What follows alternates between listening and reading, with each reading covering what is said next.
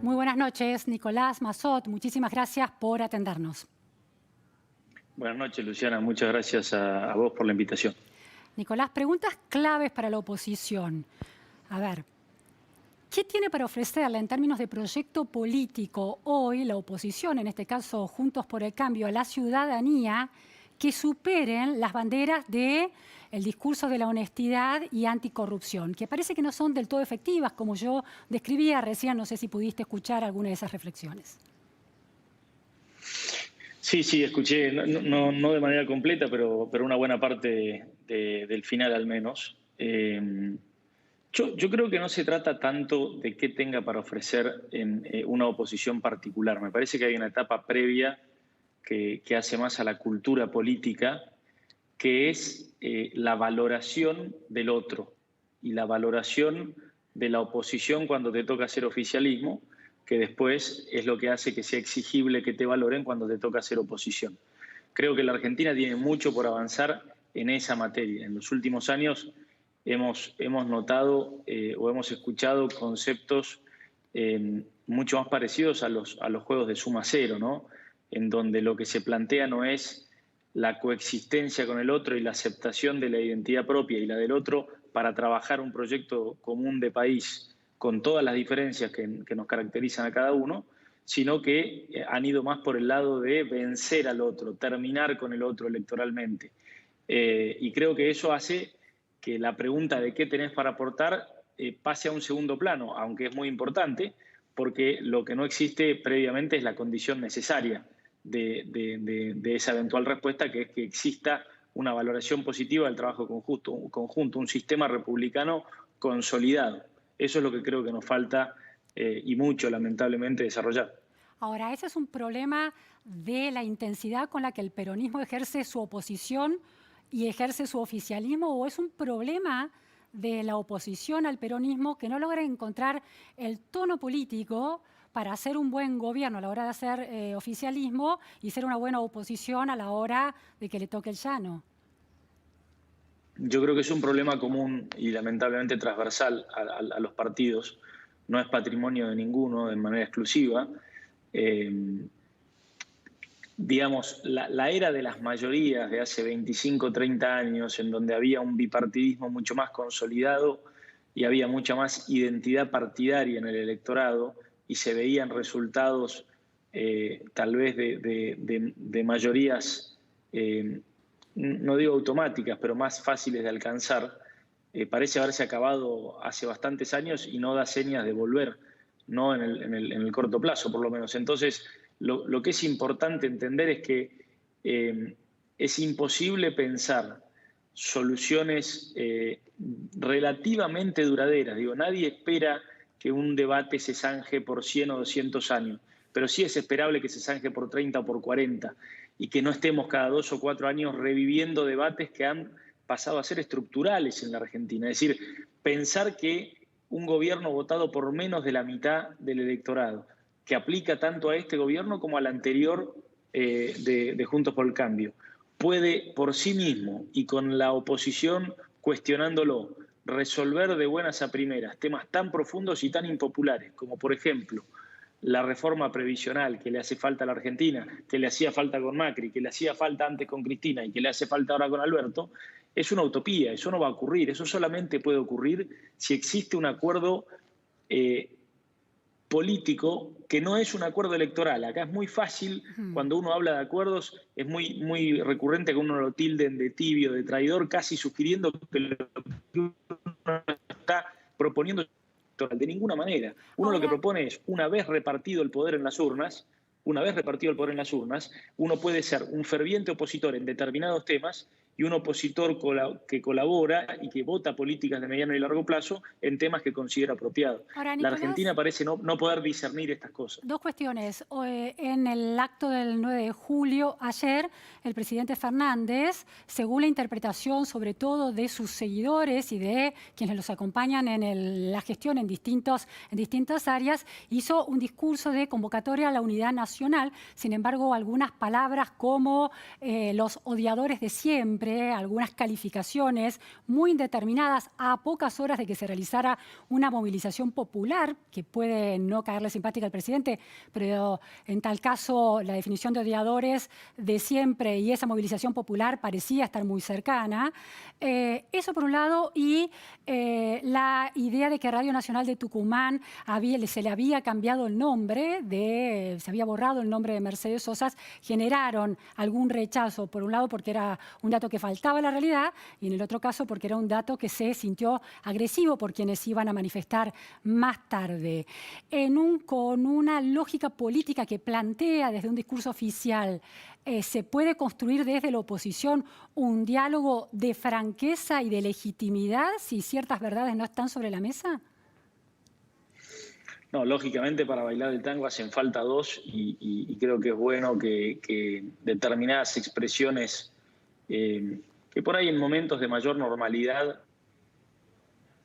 económica y donde la gente está menos angustiada pueden pasar un poquito más desapercibidos, en estas circunstancias se tornan bastante irritantes de los dos lados, insisto, y creo que alguna parte, imposible saber cuánto, pero alguna parte de lo que ocurrió ayer tiene que ver con gente que tal vez en algunos casos hasta hayan votado por este gobierno. Y si no, mucha gente que no lo votó, pero que formaba parte de ese gran porcentaje que sin haberlos votado venía acompañándolo con una imagen favorable, porque entendía que Alberto no era lo mismo que la gente votó en contra en 2015 y que le creyó mucha gente sus aspiraciones de moderación y de unidad nacional, y pareciera que en algunas cosas, como en las que vos venís marcando, se empezó a distanciar, y creo que eso produjo una desilusión en alguna porción o de su electorado o de su no electorado que lo veía con alguna expectativa, y creo que eso de alguna manera fue reflejado ayer, así que esperemos que el presidente retome su discurso más del inicio. Nicolás, la ciudadanía que acompañó con el voto a Mauricio Macri reclama, los simpatizantes más convencidos reclaman una oposición más contundente y de alguna manera le reprochan a Horacio Rodríguez Larreta su cercanía con Alberto Fernández y a María Eugenia Vidal un silencio y algo que alguien definió en las redes sociales como una actitud demasiado bondadosa para las arenas políticas que están extendidas hoy en la opinión pública. ¿Qué pensás? Es posible que existan votantes de Juntos por el Cambio que prefieran una oposición de ese estilo. Yo conozco muchísimos que por el contrario nos apoyan y nos piden mucha más moderación, nos piden que sin dejar de ser oposición y sin dejar de defender los valores que ya saben que defendemos y que defendimos siempre, pensemos primero en el país antes que en la próxima elección. Esos también fueron votantes de Cambiemos. Y yo creo que a veces la crítica, sobre todo sobre Horacio, tiene que ver con aquellos que no gobiernan. Digamos, es más fácil cuando uno, sin la responsabilidad de gestionar una crisis de esta magnitud, tanto sanitaria como económica, plantea un comportamiento o un discurso ideal. La política es el arte de lo posible, no de lo ideal. Y los que tienen la responsabilidad sobre lo posible son aquellos que tienen gobiernos ejecutivos. Y por el contrario, digo, para terminar, yo no creo que nadie en su sano juicio pueda pensar que por colaborar en la gestión de una crisis, Horacio es más o menos opositor. Creo que realmente es no entender lo que está ocurriendo. ¿Escuchaste las palabras del presidente Mauricio, o expresidente, presidente en el sentido institucional que uno sostiene por haber alguien ocupado ese cargo? Mauricio Macri tuvo en el diálogo con Álvaro Vargas Llosa, ¿lo escuchaste? Escuché algunos pasajes que pude levantar de las redes porque no accedí a la entrevista completa. Vos estás alineado con Emilio Monzó y Rogelio Frigerio. ¿Le reconocen a Mauricio Macri el liderazgo dentro de Juntos por el Cambio? Bueno, yo creo que él lo dijo sin que nadie lo tenga que interpretar, lo dijo él en uno de esos pasajes que yo pude escuchar. Él dijo que una de sus tareas más importantes era consolidar nuevos liderazgos en Juntos por el Cambio. De manera que, por supuesto, que se lo reconoce como el líder histórico, es el único dentro de la fila de Juntos por el Cambio que fue presidente de la Nación. ¿Líder histórico es líder pasado, pero no futuro? no necesariamente. Él fue el fundador del PRO y, como decía, el único que fue presidente en la fila de Juntos por el Cambio, y él mismo se encargó ayer de decir que entre sus principales objetivos está la consolidación de nuevos liderazgos, de manera que creo que está asumiendo de la mejor manera su rol, que va a seguir siendo de liderazgo, pero como él mismo lo dijo, con la verticalidad que le imponía cuando era presidente. Nicolás, hay hoy instalado en la discusión y en la preocupación social estas causas, una de investigación de espionaje que, bueno, alcanza a la expresidenta y actual vicepresidenta Cristina Fernández de Kirchner por las carpetas y la documentación encontrada en su casa de Calafate a partir de un allanamiento ordenado por Bonadío en su momento, que luego se convierte en una causa de investigación de presunto espionaje ilegal. Y por otro lado, la causa que pesa sobre figuras del macrismo, entre ellas el presidente Mauricio Macri, a quien se le reprocha, a quien se lo investiga y se le adjudica responsabilidad en la AFI y en las espionajes ilegales a figuras del macrismo, además de otras figuras, periodistas, etcétera. ¿Cómo responde un partido que se atribuye la defensa de los valores republicanos a una denuncia como esa? Bueno, mira, en principio, como cualquier denuncia, se responde en la justicia y no es una respuesta armada. Es que es la realidad, porque hoy lo que se sabe, por lo menos de la causa que sugiere algún involucramiento por parte de Juntos por el Cambio, lo que se sabe, lo único que se sabe, es que el espionaje ilegal existió porque hay acabadas pruebas fotográficas, fílmicas, audios entre espías y demás, como decís vos, a figuras de la política y de los sindicatos y el periodismo. Y se sabe además que quienes perpetraban esos hechos eran en ese momento empleados de la AFI. Con lo cual, eso ya de por sí es de una gravedad importantísima porque implica el reconocimiento de que había una tergiversación, una malversación de fondos que deberían haber ido destinados a tareas de inteligencia para prevenir crímenes organizados que se cobran muchísimas vidas en nuestro país todos los años, como el narcotráfico, la trata de personas, el terrorismo, y fueron en cambio a financiar actividades de espionaje ilegal. Ahora, de ahí en adelante no se sabe más nada y es lo que la justicia tiene que determinar. ¿Fue eso producto de actividades inorgánicas, cuentapropistas, como se le llama informalmente, o por el contrario existió una cadena de mando? Ahora, la justicia habla muy específicamente, pone muy específicamente en el centro la figura de Magdalani y de Arribas, ¿no?, responsables de la AFI, y lo vincula también con el presidente Mauricio Macri. Vos que sos parte de esa fuerza política y me imagino que con una cercanía particular con esas personas. ¿Cuál es tu opinión personal? Mira, yo para ser coherente con lo que siempre pensé y lo que vengo declarando últimamente por este tema, permitime que te diga que mi opinión no tiene valor, porque hay que ser muy prudentes en estas cosas y no lo digo solamente por esta causa. No pones las manos en el fuego por ninguno de los nombres involucrados de Juntos por el Cambio. Es lo mismo que declaré días pasados respecto de el comunicado que mi coalición política emitió respecto de la muerte de Gutiérrez. Creo que hay que ser muy cuidadosos de no utilizar opiniones para generar conjeturas, porque si no, parece que los políticos siempre hablamos de la independencia de los poderes y de respetar a la justicia como si fueran frases vacías, porque cuando nos toca, como estos momentos, materializar esas palabras, no lo hacemos. Entonces sería poco coherente de mi parte que yo emita una opinión. ¿Tu opinión también en relación a la responsabilidad o no del presidente Macri en esas cuestiones? ¿En ese sentido también te llamás a silencio? Pero sí, porque además, Luciana, primero por una cuestión de respeto a los funcionarios judiciales intervinientes en la causa. Yo no soy abogado, pero sé que a los fiscales y a los jueces les irrita bastante que se opine sobre las causas en las que ellos trabajan.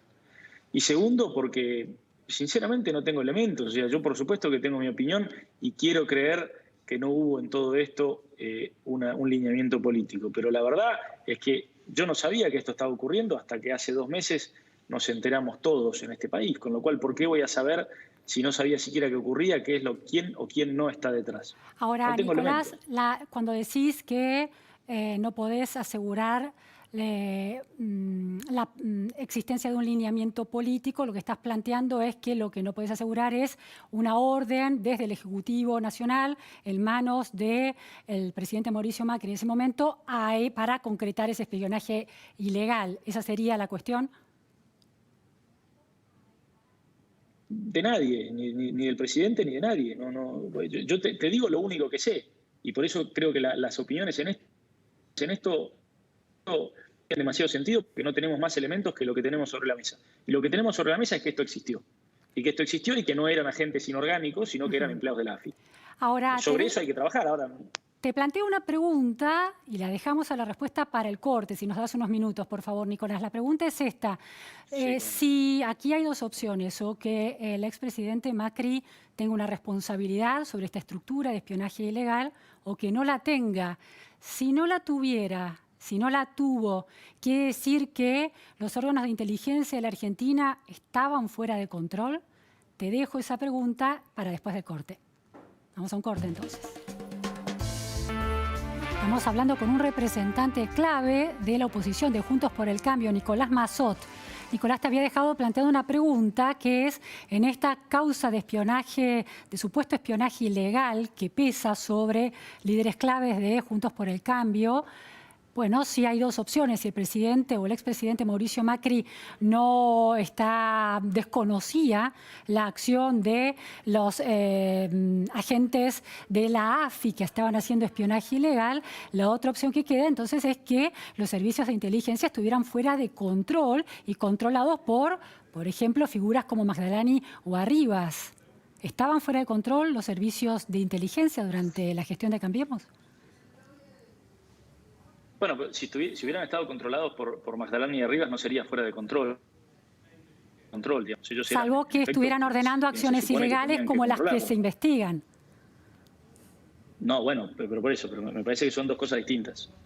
Si hubo orden expresa de realizar acciones de inteligencia ilegal, no habrá sido en todo caso, en tu hipótesis, en el marco de que estuvieran fuera de control. Yo, por el contrario, creo que no hay que descartar que, como sabemos, hay un poder sistémico, un poder estructural en lo público que trasciende los gobiernos y que en algunas agencias es mucho más permanente que el poder político. Creo que una de ellas es la AFI, en donde no podemos descartar que exista efectivamente